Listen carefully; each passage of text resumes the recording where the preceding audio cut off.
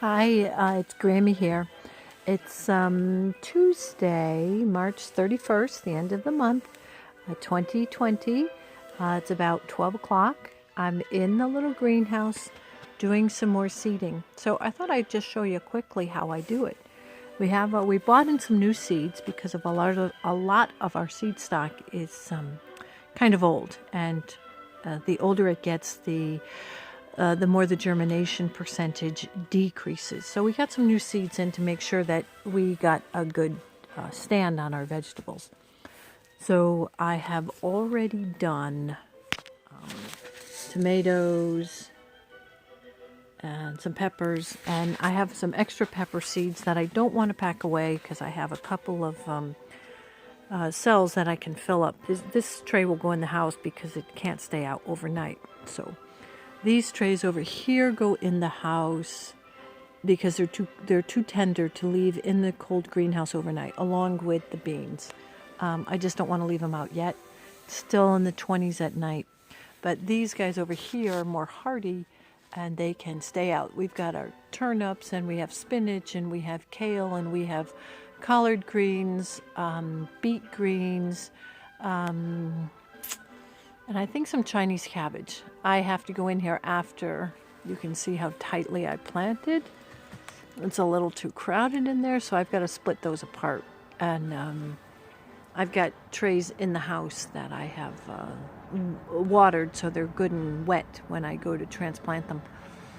Yeah, there's a lot there. And those little guys, if I don't get them transplanted, we're going to put them in the ground over here.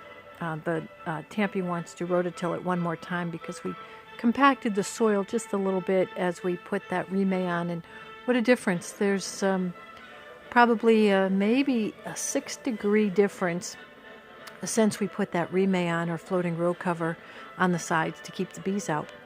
So I'm really happy with it. So what I do here, sorry, I don't mean to turn the phone so much. I've prepared these little, we call these plug trays because when we buy them filled with plants already, they're called plug trays. So I have my little dowel, and for these guys, I do 2 holes. So I make the holes, and I'll just make them all the way for these 6 little cells. All the others I've already done. So once I get that done, and this here is to mark where the empty cells will be. These are already planted. So once I do that, then I get my seeds. I'm going to put this down for a minute because I need my seeds. So this is going to be a little tough. I'm not that coordinated. All right, I'm putting it down. I'm going to get close to the soil.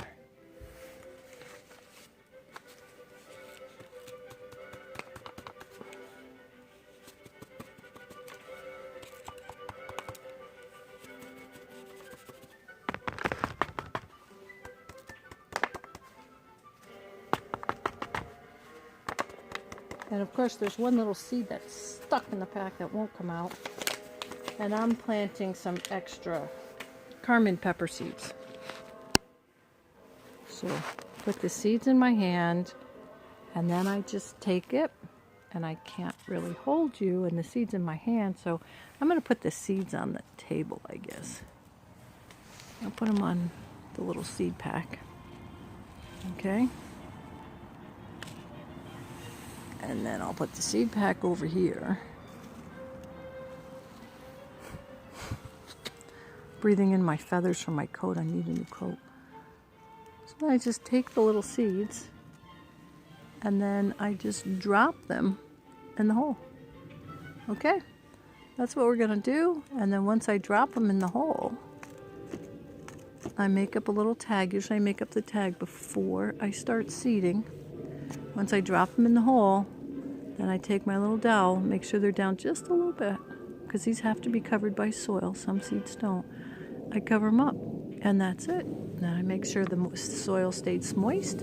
It doesn't dry out, because dry soil is what usually kills the plants. When seeds are emerging and sprouting, they cannot be dry or they die. So that's it. And then once I get them all filled, I take the little tag I made, and I stick it in, and there we go. Okay, That's what Grammy's up to today. And probably some other stuff. If I go out to see the bees, I'll give you a video. Okay. Stay well. I love you. I miss you and hope to see you soon.